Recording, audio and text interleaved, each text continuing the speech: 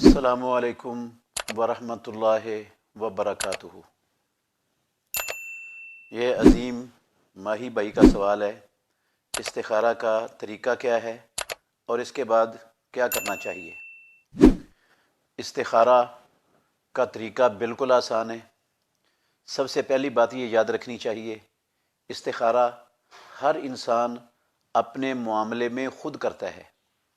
کسی دوسرے سے استخارہ کروانے کا محمد الرسول اللہ صلی اللہ علیہ وسلم کی شریعت میں، اللہ کے دین میں کہیں تصور اور نام و نشان بھی نہیں ہے۔ یہ جو میڈیا پر، اخباروں میں، جرائد میں لوگوں کی طرف سے استخارہ کرنے کا کاروبار لوگوں نے چلا رکھا ہے، اس کا اللہ کے دین سے، اسلام سے دور و نزدیک کا بھی کوئی تعلق نہیں ہے۔ رسول مکرم صلی اللہ علیہ وسلم سے بڑا کائنات میں نہ کوئی آیا ہے اور نہ قیامت تک آ سکتا ہے۔ آپ صلی اللہ علیہ وسلم کے بعد آپ کی امت میں ابو بکر و عمر، عثمان و علی رضی اللہ عنہم سے بڑا عزت والا، بزرگی والا نہ کوئی آیا ہے، نہ کوئی آ سکتا ہے۔ انہوں نے کبھی کسی کے لیے استخارہ نہیں کیا اور نہ لوگوں نے ان سے آ کر کہا کہ ہمارے لیے استخارہ کر دو۔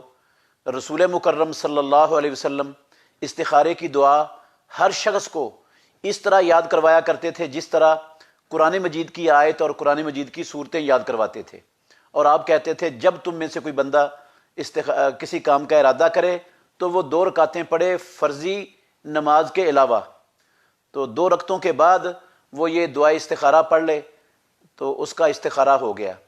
جس کام کے لیے اس نے استخارہ کیا ہے، استخارہ ہو گیا ہے۔ یہ استخارہ دعا ہوتی ہے اللہ رب العالمین سے، تو اس استخارے کے مکمل ہونے کے بعد وہ اس کام کی طرف قدم بڑھا دے جس کے لیے استخارہ کی ہے۔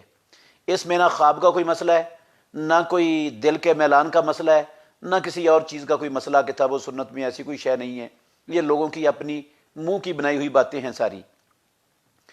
تو استخارے میں استخارے کی دعا پڑھنے کے بعد کام شروع کر دے اپنا۔ اگر وہ کام اس کے دین کے لیے، اس کی دنیا کے لیے، اس کی آخرت کے لیے بہتر ہوگا تو اللہ آسانیاں پیدا کر دے گا، وہ کام ہو جائے گا۔ اگر وہ کام اس کی دنیا کے لیے، اس کے دین کے لیے، اس کی آخرت کے لیے بہتر نہیں ہوگا تو اللہ کی طرف سے کوئی نہ کوئی رکاوٹ آ جائے گی، یہ کرنا بھی چاہے گا تو نہیں ہوگا۔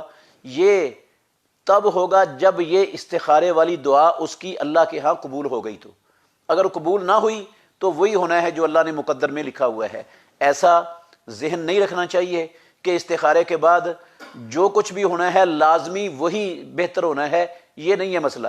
دعا قبول ہو گئی تو بہتر ہو جائے گا، نہیں قبول ہوئی تو پھر وہی ہونا ہے جو اللہ رب العالمین نے بندے کے مقدر میں لکھا ہے۔ یہ ہے استخارہ۔